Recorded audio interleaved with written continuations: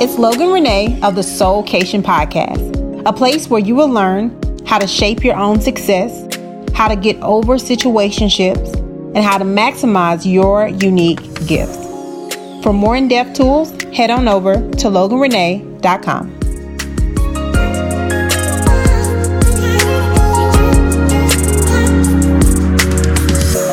Today, I have Devona Stimpson. She is an artist, a designer, a branding expert, a speaker, and a best-selling author. She is from Virginia Beach, but she, of course, lives in the beautiful and sunny San Diego. Welcome to the Soulkation Podcast, Devona. Thank you. I'm super excited to be on here and chat with you and chat with your audience. So happy to have you. Can you take us back to the Devona before the brand? Who was she? Before the brand, who was I? Well, so I've kind of always been a creative. I created my first website when I was in the 4th grade. And basically, like from that point forward, I was like, I want to do this. I mean, I didn't know that it was web design. I didn't know it was called graphic design. I was just like, this is really cool. I get to be creative like on the computer. And so like I basically taught myself how to code websites and then also how to do graphic design like throughout middle school and high school. That was like what I really wanted to do. And so I would create custom MySpace layouts when MySpace was popping.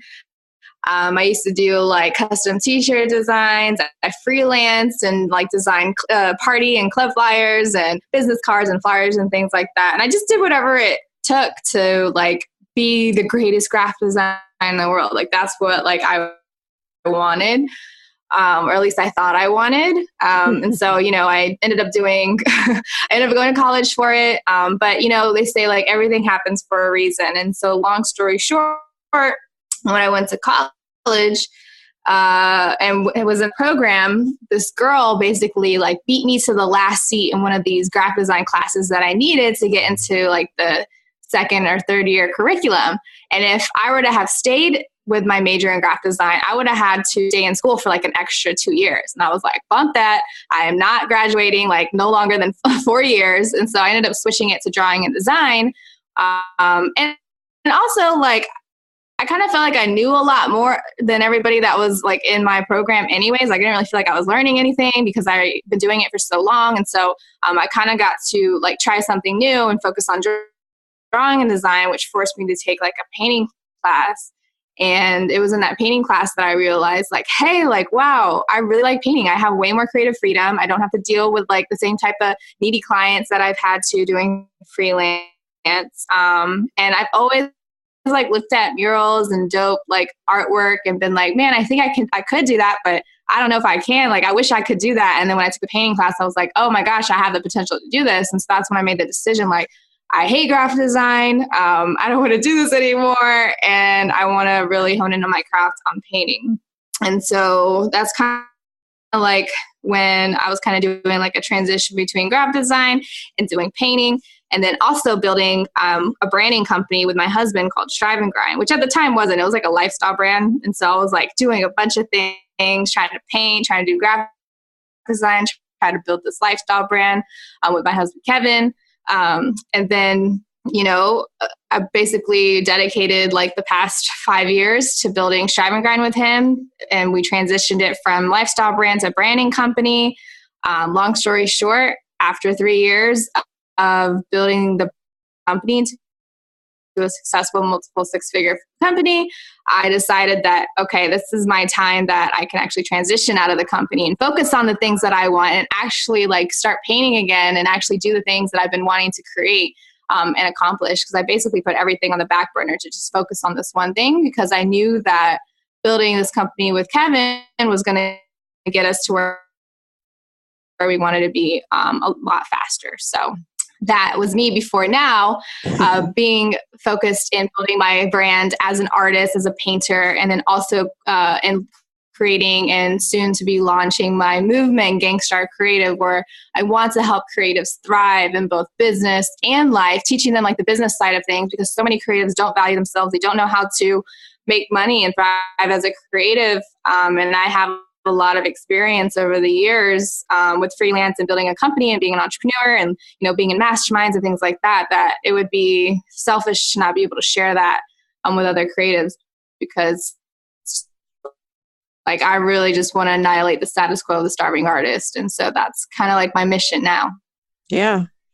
Okay. So since that's your mission, how can they get to the place where they're not the starving artist and they start to actually value themselves? What are some actual steps that they could take to not be that anymore for all you creatives out there?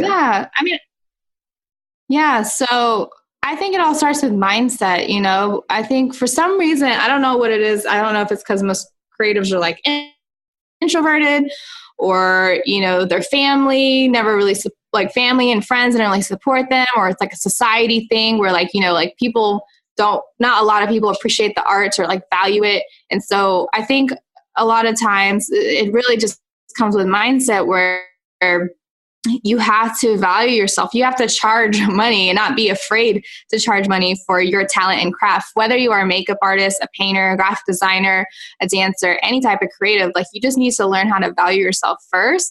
And I don't know, there's so many different things, even with creatives with the mindset of I don't want to be a sellout. I don't want to do commercial. I'm just going to work for free. I want everybody to see my art. And I think the main issue is not having the mindset where you have the mindset of abundance and a mindset of striving and grinding and just having a positive mindset, but also the mindset of operating yourself as a brand and as an actual business versus just as a hobby. And I think that's where the fine line is. Yes, you can do art as a hobby, but I feel most creatives don't want to just do it as a hobby, and they're just really scared to admit that because they're afraid of the unknown, and they're afraid of, how to actually go about that and putting themselves out there. Right. I agree.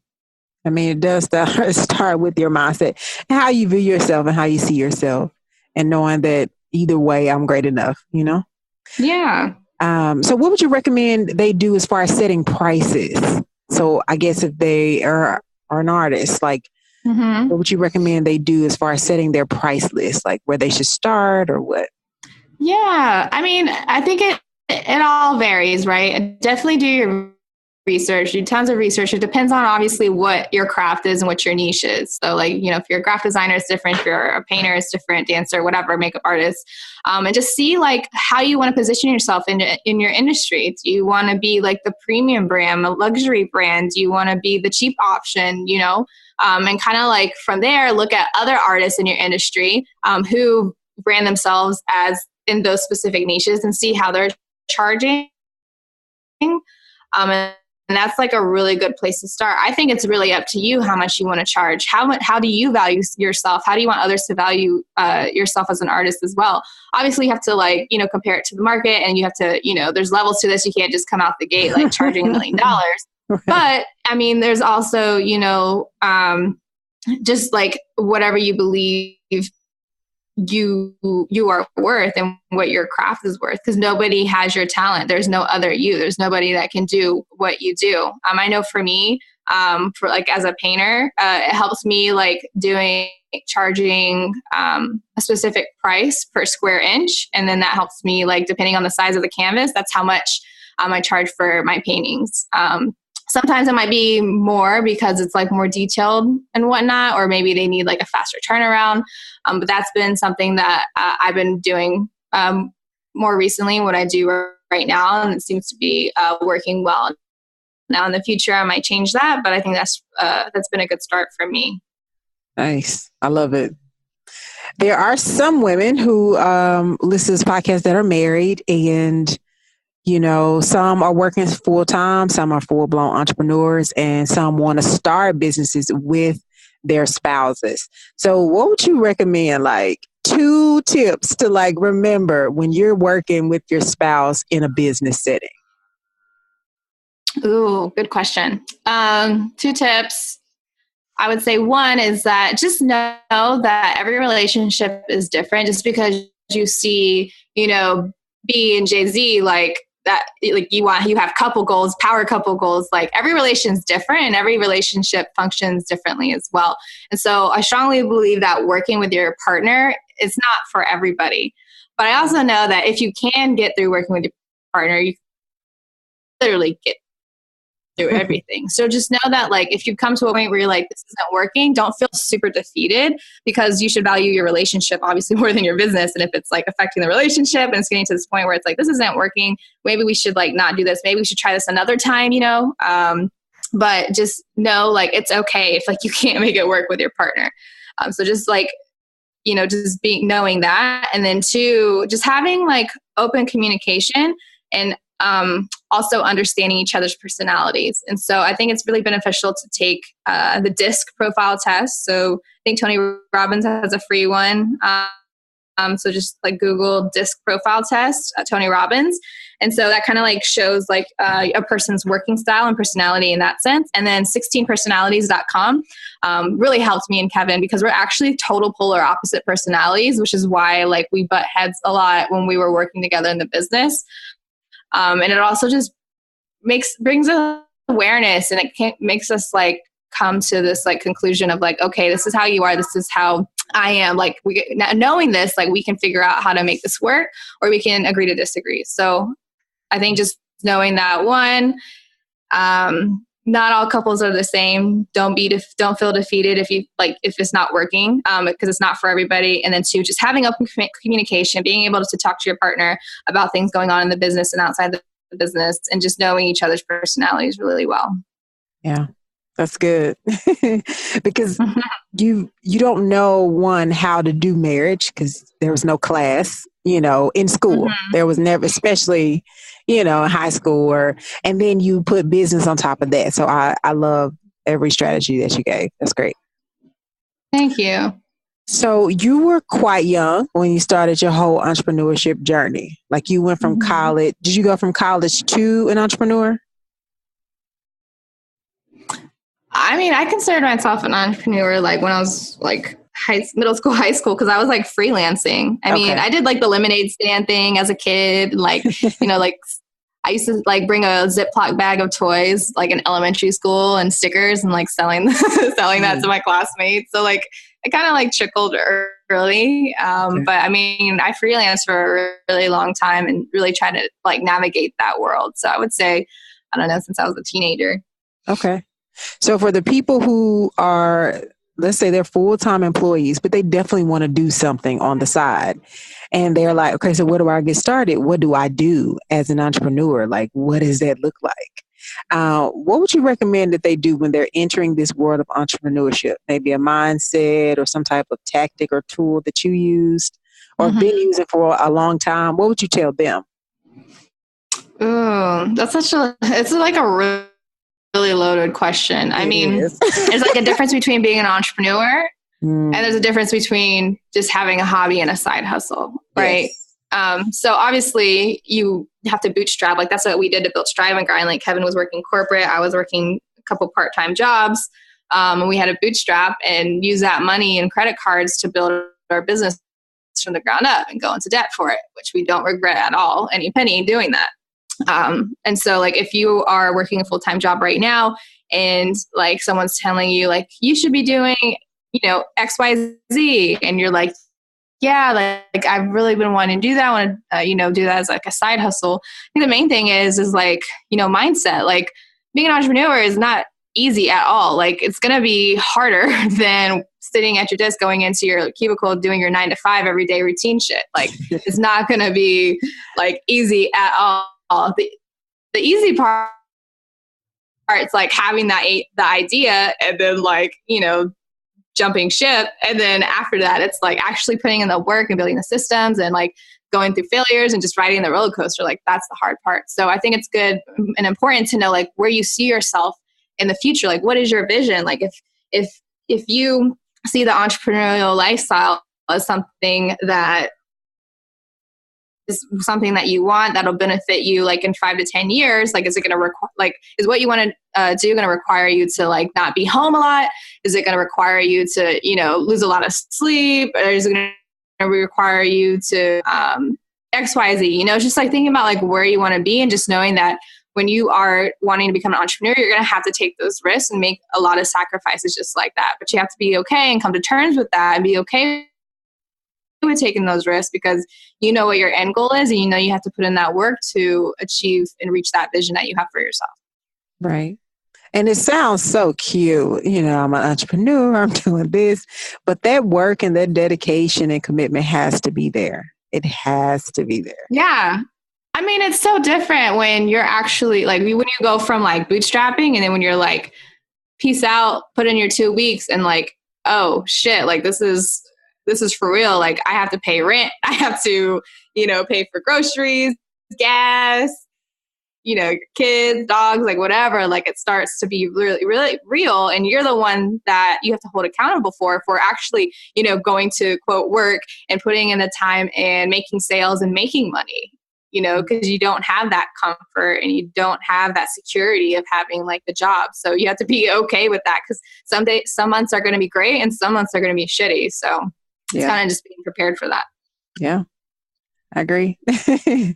So for the people that have been entrepreneurs, they're 5 to 10 years in and they're just frustrated because they haven't reached their goals. They haven't reached what they saw as a vision for their life. They haven't touched it yet. So they're probably feeling, you know, a little down. What would you tell them since you've been an entrepreneur for so long? I feel like a lot of times people who are in those situations, it's kind of like you need to step back and like look at everything that you've been doing. A lot of times entrepreneurs who are in that spot, they haven't been focusing on the one thing. It's like, that's the thing with like, especially with online business, it's like, do a webinar, do this, write a book, start a podcast, start a YouTube channel, like do this, do that, do that. And, you know, me and Kevin have been fortunate enough to like be able to already be tech savvy and know how to do a lot of this stuff and learn really quickly. Like we know how to do a lot of this stuff, but we've learned from like clients and just conversations and the community, entrepreneurial community, like a lot of people, it's a learning curve, right? You have to learn and focus on one thing at a time. And so, you know, when we first moved to California and we joined our first mastermind, there are people, that was like 3 years ago, there are people that we know in that group that are still in the same spot or not doing anything. And it's like, what was the difference? Like, why are we here and why are they still there? You know, and it really comes down to like, one, not listening to your mentor, not sticking to one thing and sticking to like one plan. Another could be just like not putting in the actual work and not making the sacrifices. Another could be not having the right mindset. Maybe you needed a partner to help you get through this.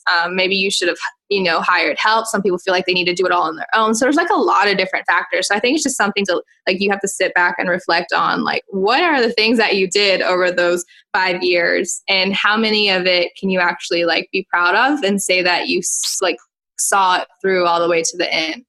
Mm-hmm. That's good. Because as diligent and as hard as we're working, if it's not producing results, it shows you the truth. Exactly. Shows you the absolute truth. And that net profit is everything. Mm-hmm. Devona and I went to a training together by James Malinchak, and he was like, what truly matters is net profit. Not how many followers you have, not how many likes you get, or how many people like you, or just, you know, your popularity. That doesn't matter because it really doesn't. It's really about the bottom line numbers. Mm-hmm. Yeah. Yeah. So since this is a Soulkation podcast, I have to ask you how you take your soul on a vacation. What does that look like for you? Maybe like a daily practice or something that you must do weekly or daily for yourself.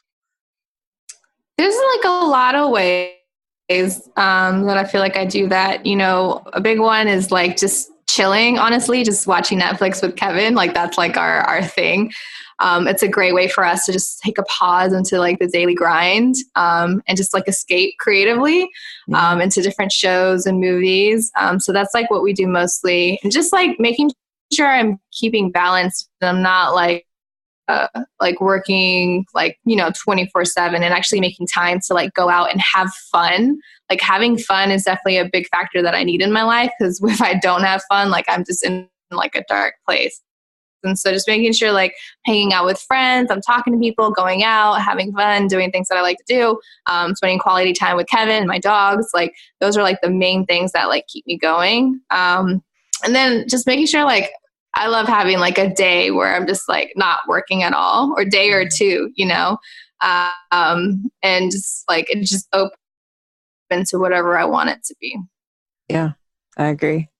Because you get into the strive and you get into the grind of everything, and you just, you know, you get caught up. Yeah, but don't get me wrong. Like when you first start out, like that's just like the sacrifice you have to make. Yeah. I mean, it kind of just depends on what you want your life to look like, right?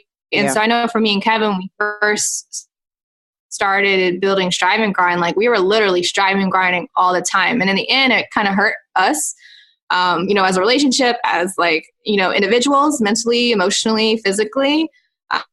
But that was just like something that we just, you know, we had to do to get to where we are and make those types of sacrifices. So, I mean, I think in the beginning it's important that you have to do that, but also like if it's not like good for you, like, you know, that it's taking you to a place where you can't handle it anymore, like definitely like slow it down and do what you need to do to take care of yourself. Yeah. I'm going to LA tomorrow because I need a day. Just one day. Ooh, I love that. Me and Kevin were talking about going to LA soon too. Ew. It'd be funny if we were at the same restaurant. That would be hilarious. I'm like, really, I know. What restaurant are you going to? What is it? It's the Rooftop of JG. It's so sexy. It's literally the cutest spot. But it's like a rooftop restaurant. I love rooftop places. I know. There. I think I might know what you're talking about. We go to we go to Catch LA a lot. Oh my God. We go to LA. It was between that one but they couldn't fit all of us. So that's why I went with the other one. Yeah. But that was so sexy. I literally just canceled that reservation. That's hilarious. Oh my gosh. Okay. So rapid soul questions. The first thing that comes to your mind, just shoot it out. Name one person you think is very funny. Liza Koshy. Who? Liza Koshy. She's a YouTuber. Okay. Really smart in her jokes and her wit and her videos. Okay. I'm about to check her out. I like to laugh, so. Yes. Watch her dollar store videos. Dollar store. Okay. Just type Liza Koshy dollar store. Okay. What's the last song you listened to? Let me look at my phone. Last song I listened to was Can I by Alina Baraz. Okay. What's your favorite season of the 4 since you've lived on both coasts? I'd say spring. Okay. Except for the fact that my allergies act up, but I like the weather. You have allergies? Summer. Yes, girl. What's one product you must use every day besides your phone? Oh man, I was gonna say my phone. My car. It is a product. If you could go to dinner with anyone, who would it be? It would be Will Smith. Nice. He was just in Vegas when we were there for Thrive. Oh, really? Yeah, he was in the hotel. Of course, I saw the back of his head. I didn't get to see his face. So. At the Hard Rock? He was walking through the Hard Rock, yeah. I don't think he was staying there. That's cool. He was walking through there. Okay. What's one book you believe everyone should read? I love the book Big Magic by Elizabeth Gilbert. Yeah, it's about like tapping into your creativity and breaking through like your fears of doing what you were made to do. Nice. I'm going to have to check that out one too. Okay. Yeah, you'll love it. And what are you looking to do next so the community can support you in whatever you're doing? Yeah. So right now I'm working on like a big project for a big internet marketer. You might have seen his ads. His name is Billy Jean. He owns Billy Jean as marketing. And so he's expanding his office, and I've been like painting like nonstop this like whole month bunch of murals over there. So once that's done, I'm focusing on launching my Shopify store, my new art website. It's been a while since I've had a store, but now, like I mentioned earlier, I'm relaunching like my brand as an artist and Gangstar Creative. So my next thing is actually launching my art site. So definitely follow me on Facebook or Instagram at Devona Stimpson to see all the behind the scenes of me painting and just to get updated on when that's launched. And you can purchase and invest in art prints, originals, and canvas prints as well. Nice. And I will share all those links with you all, her website and Instagram, Facebook. I'll share it all. Awesome. Thank you so much for being on the Soulkation Podcast. Yes, of course. Thank you. I had a good time. Yay. I will talk to you very soon. Okay. All right. Bye-bye. My hope is that your soul just went on a vacay and you have tools that you can apply to your life today. I love your feedback, so make sure you subscribe and email your questions by clicking on the link in the show notes. I'll talk to you soon.